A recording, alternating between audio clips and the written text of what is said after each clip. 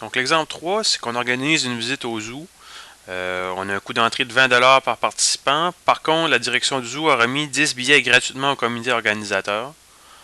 Le coût du transport est de 30$ par participant. On définit les variables X comme étant le nombre de participants et C de X le coût par participant. Donc un participant, combien ça va lui coûter s'il veut participer à l'activité. En fait, il y a deux choses qui sont impliquées dans le coût. Il y a le coût du billet, puis il y a le coût pour le transport. Chaque participant pour le transport défait tant de dollars, donc ça va être simple. On va avoir un plus 30 à quelque part dans notre équation. Ce qui complique les choses un peu, c'est le fait qu'on a 10 billets gratuits. Donc on va répartir ça uniformément selon les participants. Donc pour les billets, le coût total pour l'ensemble des participants, c'est 20$ fois le nombre de participants moins 10 parce qu'on a 10 billets gratuits. Donc il y a 10 participants pour lesquels on n'a pas besoin d'effrayer le coût. Mais on ne va pas dire à 10 participants de ne pas payer puis au restant de payer. Ce qu'on va faire, on va répartir le rabais sur tous les participants. Donc ce que ça va nous faire, c'est qu'on va prendre ce coût-là, puis on va le diviser par le nombre total de participants.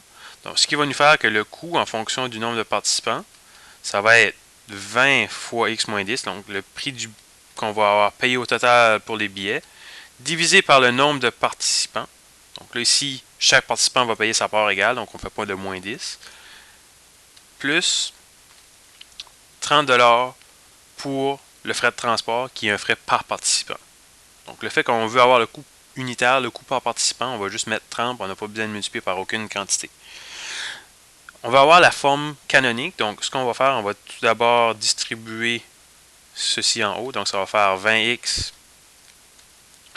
moins 200, tout ça divisé par x, plus 30. Donc ici, puisqu'on n'a pas un binôme en bas, on a juste la variable x, pour faire la division, on peut aller simplement terme par terme.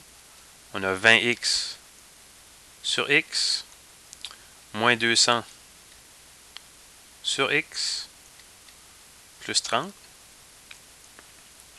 On va éliminer les x, car x ne peut pas être 0. Ça ne ferait pas vraiment de sens d'organiser un voyage comme ceci s'il n'y a aucun participant. Et on a 20 plus 30, donc 50 qui va être notre quantité constante.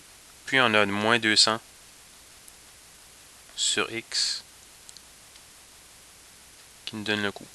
Donc en fait, on a sauvé 200$, on répartit ça sur x participants, c'est une autre façon de voir les choses. Et plus 50$ qui serait le coût habituel sans ce rabais-là. Donc le 200$, d'où ça viendrait? 20 fois 10, on sauve 200. On a un rabais de 200$ qui est fait selon le don de la direction du zoo.